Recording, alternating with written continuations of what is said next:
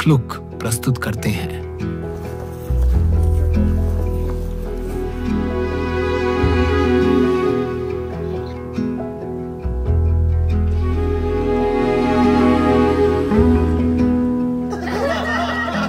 हाँ जी, क्या हाल चाल। तो जी मैं जापान के बहुत सारी जगह पर स्टे कर चुका हूँ। गांव में, घने जंगलों में, आइलैंड पर, जहाँ सिर्फ खरगोश थे वहाँ भी, और बहुत इंटरेस्टिंग लोग भी मिलते हैं। लेकिन इस वीडियो में मैं आपको दिखाता हूँ मेरी फेवरेट जगह, पहाड़ों के बीच एक छोटा सा घर, और उस घर में बस एक कपल रहता था। विजिटर्स के नाम पर बसे हिरन की फैमिली उनसे मिलने आती थी। तो आइए शुरू करते हैं होक्काइडो के इस ट्रिप की लास्ट वीडियो। अब क्योंकि ये मेरा लास्ट डे था होक्काइडो में, तो मैंने सोचा थोड़ा रिलैक्स करते हैं। वैसे मैं ऑलरेडी कंट्री साइड एरिया में ही घूम रहा था, सोचा और आइसोलेट जगह ढूंढते हैं। और फिर मुझे दिखा ये स्टे। ये मैंने कहाँ से बुक किया ये मैं थोड़ी देर में दिखाता हूँ। अगला जो हमारा होम स्टे है वो ये है, और ये ऐसी जगह है, ना इधर कोई घर है ना इधर कोई घर है, पीछे भी कुछ भी नहीं है, ये पूरा ऐसा ही है। नेटवर्क वगैरह कुछ है नहीं, बाकी देखते हैं।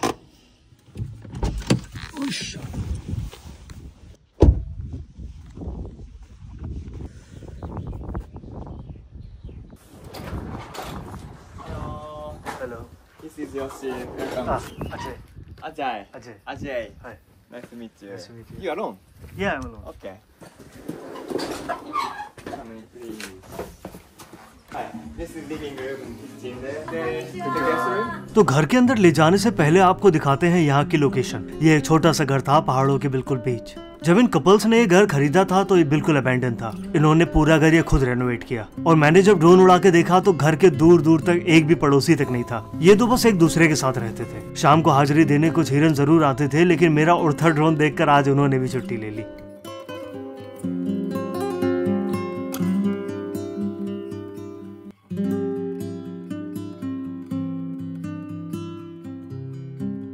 घर वैसे अंदर से देखो तो ऐसा लगता ही नहीं था कि ये घर रेनोवेट किया है इन्होंने। ज्योमेट्रिक आर्ट के शौकीन योशी-सान ने सारी चीजें खुद बनाई थी।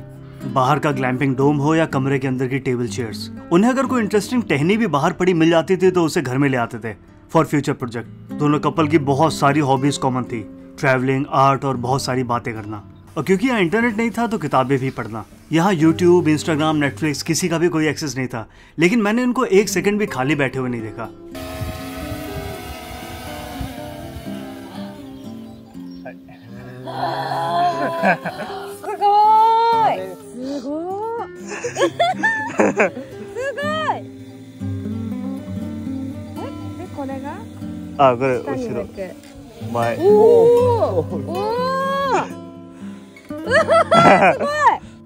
अच्छा, जब मैं ऐसे ट्रैवल करता हूँ तो मैं पहले से कोई बुकिंग नहीं करता हूँ। मैं रैंडमली ऐसे प्लान करता हूँ और बुक करता हूँ। और बुकिंग करने के लिए मैं यूज़ करता हूँ क्लूक। तो क्लूक पे आपको हॉस्टल्स, होटल, गेस्ट हाउस, बहुत सारे तरह के स्टेज मिल जाते हैं। और ये आप खाली होटल्स बुक करने के लिए नहीं है, यहाँ पे आप ट्रेन, बसेस, कार्स और शिप्स वगैरह भी बुक कर सकते हो। इनफैक्ट इस ट्रिप में जो मैं कार यूज़ कर रहा हूँ मैंने क्लूक से बुक करी थी। मैं उसको लौटाने का तरीका भी दिखाऊंगा। बहुत सिंपल है, बहुत रिलायबल है, मेरे साथ कोई ऐसा झंझट नहीं हुआ। और ऐसा नहीं है आप सिर्फ ट्रांसपोर्ट ही यूज़ कर सकते हो। यहाँ पे अगर आप लोकल भी घूमना चाहते हो, यहाँ पे बहुत सारे ट्रिप्स एंड टूर्स भी हैं। और अगर आप अकेले घूम रहे हो तो यहाँ पे बहुत सारे म्यूजियम्स और एक्सपोज या फिर बहुत सारे इवेंट्स के पासेस वगैरह भी मिल जाते हैं। तो अगली बार अगर आप ट्रैवल का सोच रहे हो तो क्लूक ऐप जरूर चेक करना। और अगर आप क्लूक से बुकिंग करते हो तो मेरा कूपन कोड भी यूज़ कर सकते हो, क्लूक अजय। अब शाम को खाने की बात हुई तो उन्होंने बोला शिकार करने चलते हैं आइनो नेगी का। आइनो नेगी लग तो पहाड़ी नाम रहा है, लेकिन प्याज को जापानीज में नेगी बोलते हैं। और ये एक लोकल वेजिटेबल है, ये जंगली सब्जियों की कैटेगरी में आती है। कोई नाम है नाम इसका? ग्योजा निन्निको। आइनो नेगी। अच्छा, इन सब्जियों को ढूंढने में काफी टाइम लग रहा था, लेकिन जब ये पौधे मिल रहे थे ये सारी सब्जियां नहीं काट रहे थे, थोड़ी सी छोड़ दे रहे थे। मैंने उनसे पूछा आप सारी सब्जियां क्यों नहीं काट रहे हैं, तो उसके ना काटने का रीजन बड़ा इंटरेस्टिंग था। 3分の1だけ取っていい。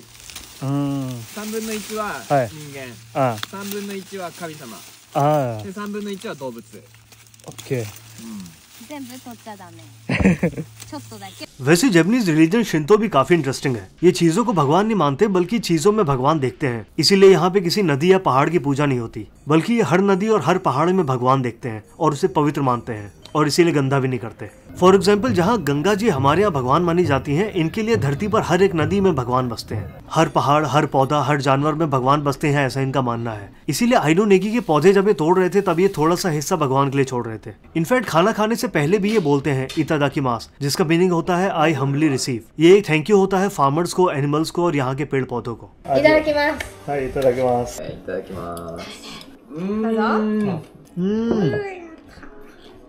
おいしい。おいしい？イエーイ。これレアだよ。いや絶対美味しいっしょこんな。初めて食べた。そうだよね、日本人でもなかなか食べれないよ。अच्छा, मैंने तो इनका फ्री में खाना लपेट दिया था और काफी अच्छा भी बना था। मैंने सोचा मैं इनको बना के कुछ खिलाता हूँ। अब उनके पास एक इंडियन स्पाइस का पैकेट था और कुछ अंडे थे, तो मैंने उनके लिए बनाई अंडा भुर्जी। वैसे वो पैकेट जापानीज कंपनी का था और उस पे इंडियन स्पाइसेस के नाम लिखे हुए थे, और वो नाम पढ़ के ये लोग बहुत हैरान हो गए थे कि इतने तरह के मसाले होते हैं इंडिया में। 31個入ってる。これはないでしょ。本当だ。間違えた11個じゃない。ターメリック。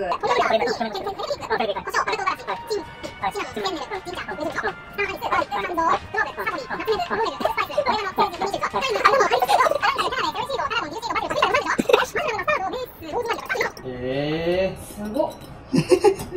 わかる、全部わかる。わかるわかるわかる。すごっ。多いっしょ、これは。これは多いっしょ。でもビリヤニとか作った時使うよ。そうなんだ。普通のカレーじゃなくて、でもビリヤニ作った時これ使う。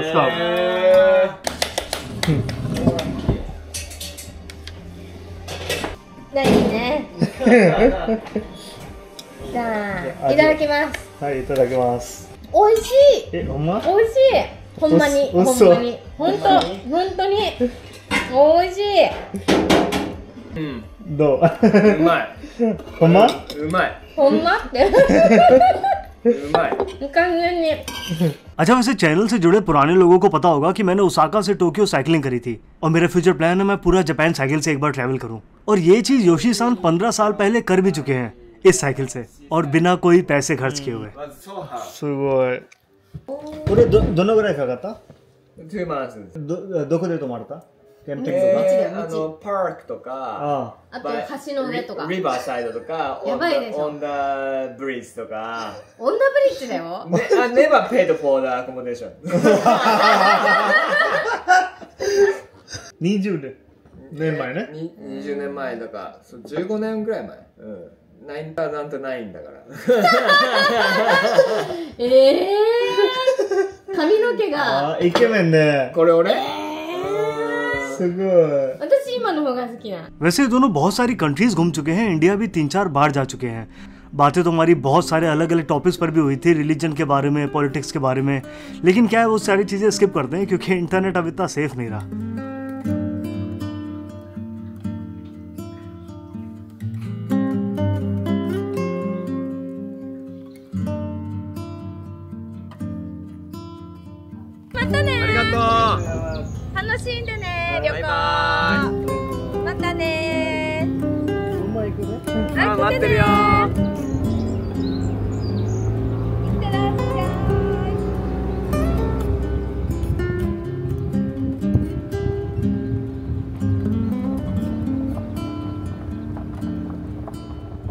हाँ जी, तो हम हॉस्टल से निकल गए।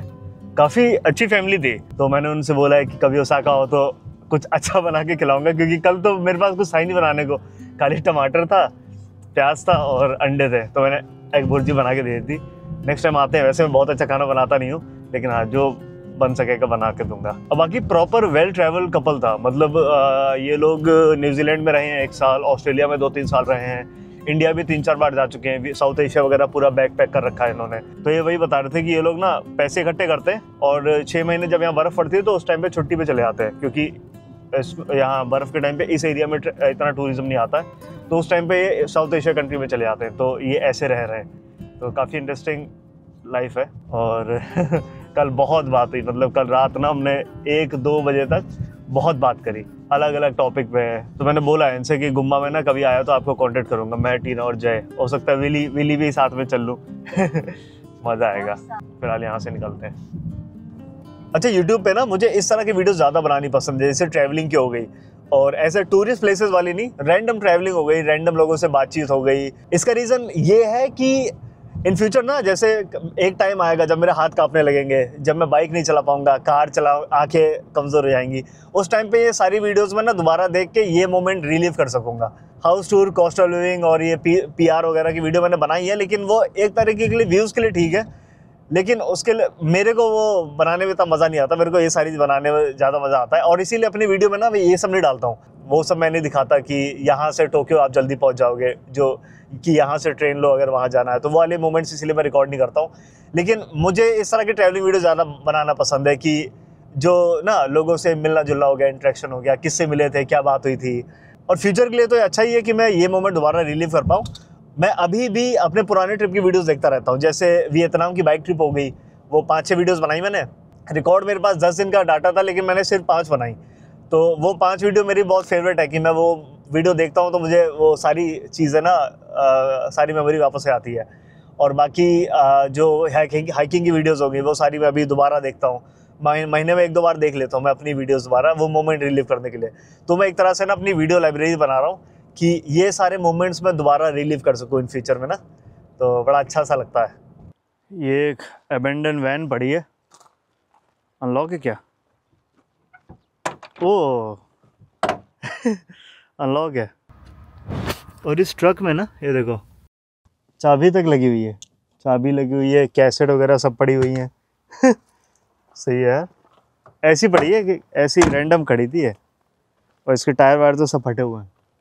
ये पूरा अंदर ना किचन विचन सब है यार इस ट्रक में ना, अंदर सोफ़ा वोफ़ा सब है, किचन भी है। मेरा वो है सपना कि ऐसा एक ट्रक रेंट करूं, ऐसा बड़ा सा, और जापान ट्रिप पे जाऊं, जापान के किसी भी कंट्री के ट्रिप पे जाऊं। यहाँ जापान में ना बहुत सारी कंपनीज़ हैं जो कैंपर ट्रक रेंट पर देती हैं। अब ख़रीदना तो बड़ा वो है, औखा काम है, क्योंकि इतना बड़ा ट्रक घर के नीचे कौन रखेगा, पार्किंग पे करेगा। तो वही है, सोच रहा हूँ रेंट कर पाऊँ, तो रेंट करके ऐसे घूमने का बड़ा मन है मेरा। या फिर कोई स्पॉन्सर कर दे तो ज़्यादा अच्छा है, पैसे बच जाएंगे, लेकिन मन है बहुत। हाँ जी, तो मैं गाड़ी लौटाने आया था और एयरपोर्ट के पास ही गाड़ी लौटानी थी, और मेरे पे 30-40 मिनट ज़्यादा पड़े थे। तो मैंने सोचा यहाँ का आउटलेट चेक करते हैं, और जब मैं आउटलेट पे आया, पूरा आउटलेट अबेंडन है। मतलब इन्होंने ना वेबसाइट पे अपडेट कर रखा है, ना इन्होंने अपने गूगल मैप पे अपडेट कर रखा है। और यहाँ पे एक ऐसा नहीं है कि 10 बिजी शॉप्स हों, कुछ यहाँ पे ऐसी 50-60 शॉप्स हैं, और सारी टॉप टियर शॉप्स हैं, मतलब लग्जरी ब्रांड्स। और पूरा आउटलेट बंद है, सिर्फ एक दुकान खुली है। उसका रीज़न बताता हूँ क्यों खुली है वो। तो इस आउटलेट में ना देखो, restaurant, rest room, man rest room, ATM, smart exchange, mobile charger, nursing room, dog run, smoking room, prayer room, taxi, मतलब प्रॉपर मॉल की बस थी, फ्री शटल थी, parking, 4 parking, bicycle parking, electric charger, सब कुछ था। और ये सब बंद हो गया, ये सारा बंद हो गया। आप गौर करोगे यहाँ पे सिर्फ एक दुकान खुली है, ये रही क्रिस्पी क्रीम, और बाकी सारी दुकानें जो है बंद हो गई हैं। मैंने ये वाली भी जाके देखी, ये वाली भी बंद थी, ये वाली भी बंद थी। भाई क्रेज़ी है भाई, बड़ा कभी कभी थोड़ा अबेंडन चीज़ें देखो ना, बड़ा बुरा सा लगता है। ये तो मैं लेकिन शॉक हो गया ना कि पूरा का पूरा आउटलेट कैसे बंद हो सकता है। और गूगल मैप पे मैं देख रहा था, ये यहाँ पे नाइकी, एडिडास, ये तुम्हारे जितने भी स्पोर्ट्स के ब्रांड वगैरह, रीबॉक वगैरह, सारे यहाँ पे थे और सारे बंद हो गए। सारे स्टोर्स बंद हैं, सब में इन्होंने कागज़ लगा दिया है। ये भी बंद है, ये सब बंद है। ये कोई टैक्स फ्री शॉप थी, ये भी बंद है। यहाँ पे इन्होंने लिख भी रखा है, ये सारी दुकानें बंद है, ये सब बंद है। वो फ्लाइट जा रही है पास में एयरपोर्ट है। तो अक्सर जापान में क्या है ना, एयरपोर्ट के बिल्कुल बगल में आउटलेट बनाते हैं, ताकि जब लोग अपनी कंट्री वापस जा रहे हो तब शॉपिंग वॉपिंग कर लें, सूटकेस में डालने वजन करके ना। तो ये भी बनाया गया। और यहाँ पे दो एयरपोर्ट है, एक सप्पोरो एयरपोर्ट है और एक न्यू चितोसे है।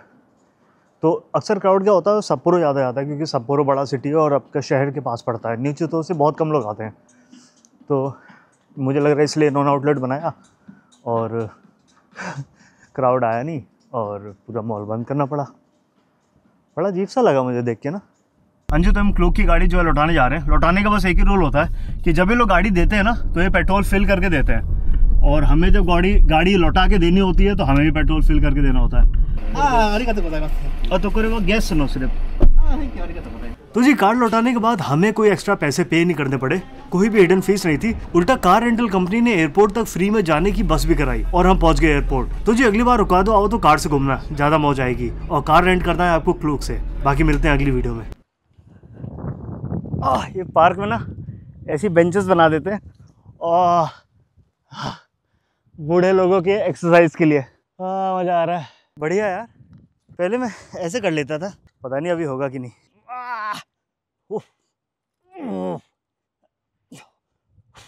हो गया भाई, पहले वो लंबा होल्ड कर लेता था, अब नहीं कर पाता। ये पता नहीं कैमरे में दिखेगा कि नहीं, ये देखो इसे ऐसे करना है कैमरा, इसको फ़ोन की वीडियो दिखाता हूँ।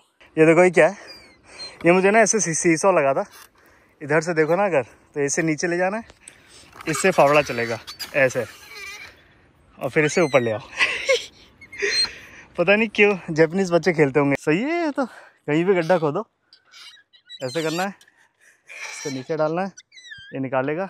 ओह